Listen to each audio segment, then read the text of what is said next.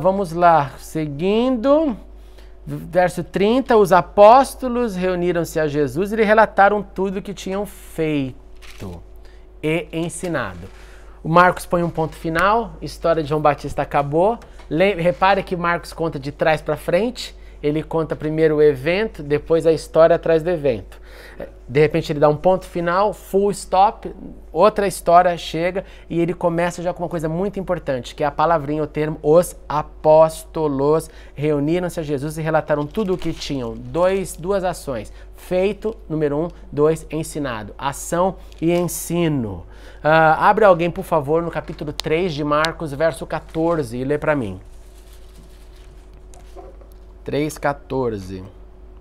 Escolheu 12, designando os apóstolos, para que estivessem com ele e os enviassem a pregar. Legal. Bom, marque aí de alguma forma, relacione o 3:14 com o 6:30. Por quê? Porque essas são as únicas menções no Evangelho de Marcos da palavra apóstolo, porque isso é importante, porque em dias que todo mundo vira apóstolos, é legal a gente saber como o primeiro evangelho tratava 2 vezes somente, e aqui ele está falando dos apóstolos, os seguidores, os mensageiros, os missionários de Jesus. Eles se reúnem com Jesus porque Jesus os tinha enviado, você lembra no capítulo 6, no último encontro, quando ele põe de 2 a 2, dá autoridade sobre os espíritos imundos e isso está entre a partir do verso 7, e aí eles chegam a Jesus e eles falam o que eles haviam feito e o que eles haviam ensinado. A base do cristianismo é ação e ensino. Se você vê em toda a história da igreja, é o que a gente faz e o que a gente aprende, ou o que a gente aprende para fazer. Se a gente não faz o que a gente aprende, nós não somos discípulos, porque o discípulo aprende e faz. Quando Jesus os enviou, quando eles já tinham algumas histórias para contar, como por exemplo, eu larguei tudo e segui o mestre, uma baita história de fé, você acreditou que esse era o melhor caminho. Você não acha isso relevante? Volte atrás a sua tecla aí e vai para Abraão. Como começa a história de Abraão? Alguém que acredita que tem que largar tudo e ir. Só isso. Tinha mais alguma coisa? Não. É ir, vai. Lech lecha, em hebraico. Vai para a terra que eu vou te enviar. Não tem map, Google Map, não tem nada. Você vai. E qual é o ato dele inicial? Eu vou. Eu largo o conforto da minha casa para ir. Qual o primeiro ato que os discípulos têm para dizer? Eu fui. Porque outros foram convidados para ir, vem, e falaram, não tenho fé suficiente para seguir, porque eu preciso enterrar meu pai. Porque eu preciso despedir e assim por diante. Segundo, os discípulos começaram a ver a ação de Jesus. Eu estava com o mestre quando ele mostrou-se superior ao mundo dos espíritos. Um endemoniado lá caiu na sinagoga, um outro lá na rua. Eu vi. Eu estava com o mestre nas suas curas. Eu sou testemunha ocular de que ele faz o que ele fala. Eu já estou pronto então para ir contar alguma coisa. Por que isso é relevante, gente? Relevante porque Jesus envia pessoas com pouco conhecimento, mas nunca sem nenhuma experiência.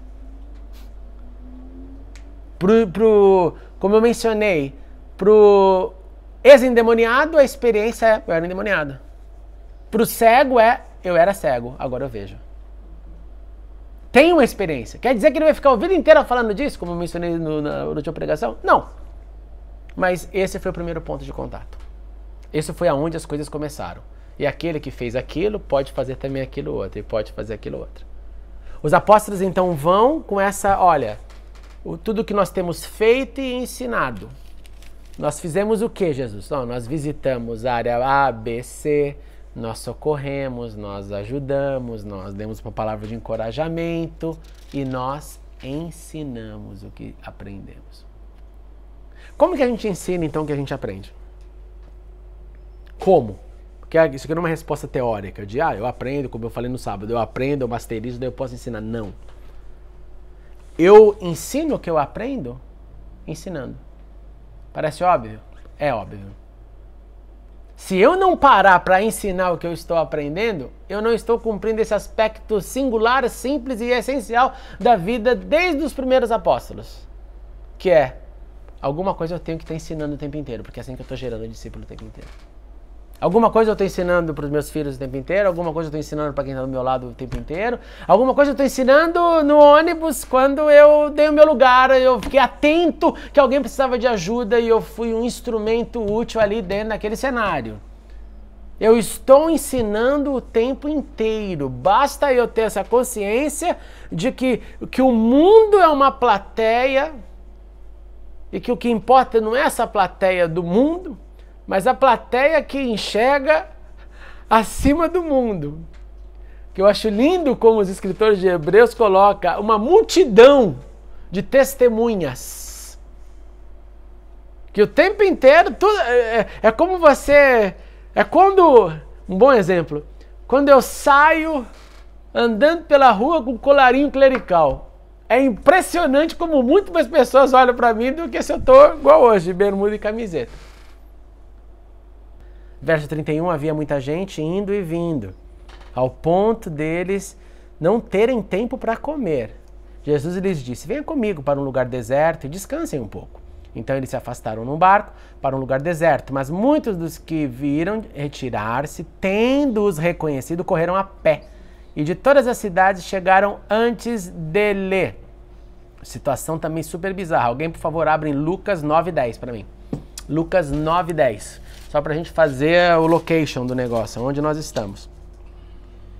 Ao voltarem, os apóstolos relataram a Jesus o que tinham feito. Então ele os tomou consigo e retiraram-se para uma cidade chamada Betsaida. Legal. Estamos então em Betsaida. Betsaida é o nosso lugar.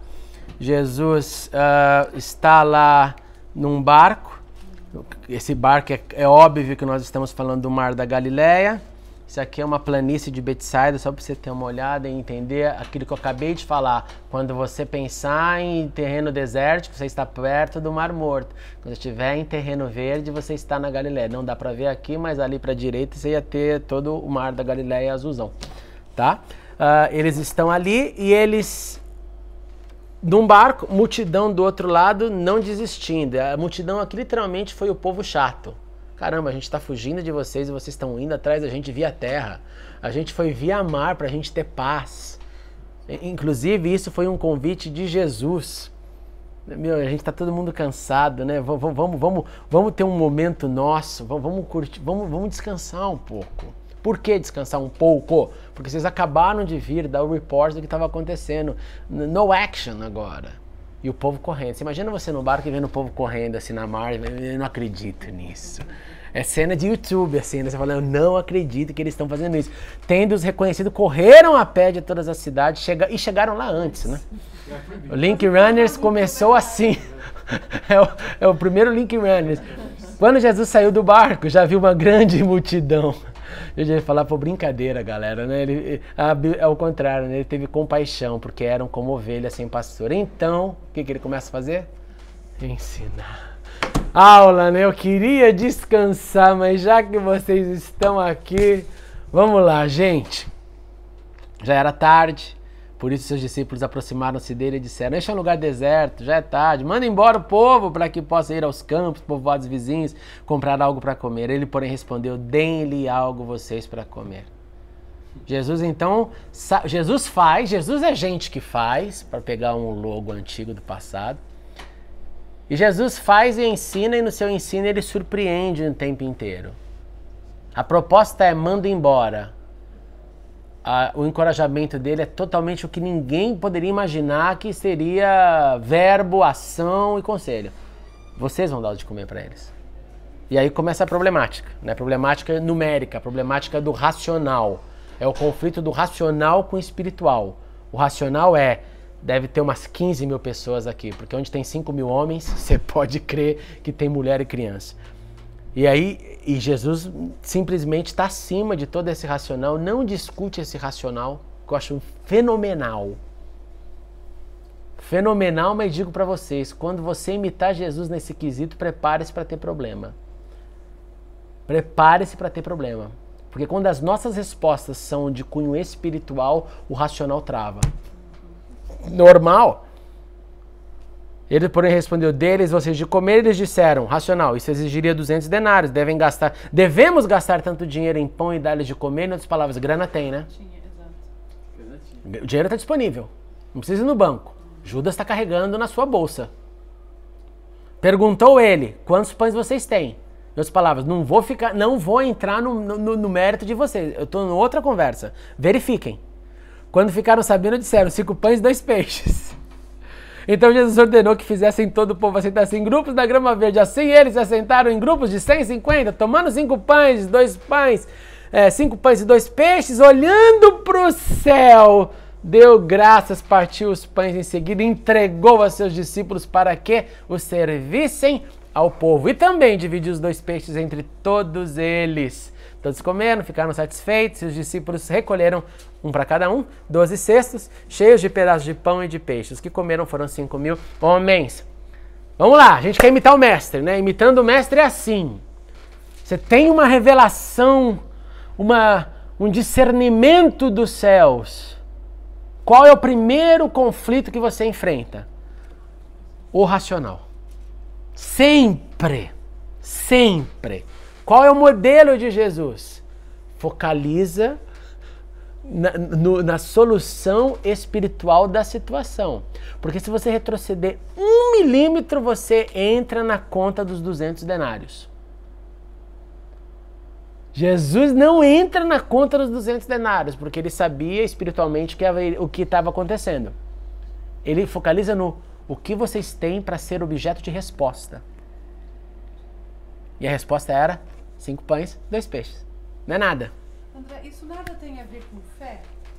Ou é ligado à fé isso? Total ligado à fé. A fé? Total ligado à fé. Não é simplesmente assim, ao não discernimento mesmo, de perceber que o negócio pode ter um fundo espiritual. Total ligado à fé, porque veja bem, o racional aqui, é claro, os discípulos estão certos, não estão? Uhum. Estão sendo cautelosos, não estão? Então, eles não dão desculpa de dinheiro, todo mundo já sabe a grana, eles vêm com um argumento sensato. É para gastar isso nisso? Tem certeza? Quase que é realmente isso que você quer fazer? A gente vai ter que sair para comprar? Jesus não perde tempo com isso. Marcos deixa claro pra gente, o ponto dele é: quanto vocês têm da resposta? Pouquinho. Totalmente fé. Resposta é Jesus 5 e 2. Venceu um nível da conversa. Todo mundo percebeu. Jesus não está falando de razão aqui. Jesus não está tratando com o racional. Jesus está numa outra parada. Tá difícil de acompanhá-lo, inclusive. Segundo drama. Eu tanto estou falando contra essa parada, quanto eu vou dar oportunidade para vocês vivenciarem isso. Porque eu não preciso da outra parada. Porque eu sou o Filho de Deus. Agora vocês precisam. Pega na mão, depois que eu der graças. Olha que legal. Pega na mãozinha e vai pro gol. E deixa isso acontecer na mão de vocês. Fé também é pregada naquele momento. Como foi isso? Só Jesus para apertar o rewind button e mostrar pra gente. Não faço a menor ideia, ninguém tem ideia disso. Não dá pra visualizar isso. Porque o texto é claro e que isso é muito bonito, e por isso que é o milagre da multiplicação dos pães, é que o número é exato, são 5 pães e 2 peixes. E o número final é exato, são 12 sobras. Como todos os comentaristas em toda a história falou, um para cada discípulo, nunca mais esquecer. Carrega cada um, porque eu não ia carregar o seu, certo, João? Sobrou 12, nós somos 12, por que eu vou carregar o seu? Não, você carrega o seu. E eu carrego o meu. E nesse carregar, caramba, quem é esse? Quem é esse? O que está acontecendo aqui com a gente? Como você ficaria diante disso? Como eu ficaria diante disso? Completamente chocado, né? E esse é um milagre que aparentemente assim, os discípulos participaram, porque eu fico imaginando na minha cabeça, ó, pega um pedaço de pão e sai distribuindo. O negócio vai na sua mão. Café e vai lá. Não é? Na sua mão, então o negócio está aumentando, Exatamente. E até então você estava vendo fazer. Exatamente. É Jesus dando oportunidade para eles viverem esse negócio. É por isso que quando você vai hoje lá nessa região, você tem esse mosaico no chão, que é um dos lugares muito populares nas peregrinações para Israel.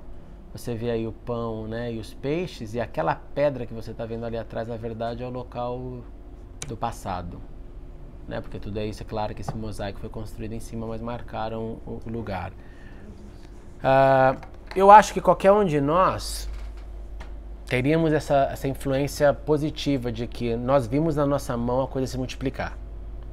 Porque o texto não diz Jesus orou, o negócio fermentou e aí distribuiu. Não, a experiência sobrenatural, metafísica, além do física, se processou na mão daqueles camaradas. Como? Só Deus vai responder lá no céu pra gente. Segunda, a experiência de carregar depois o resultado. A prova do crime. Nossa, eu tô carregando ainda. Tinha 5 e 2. E eu tive que arrumar um cesto para carregar.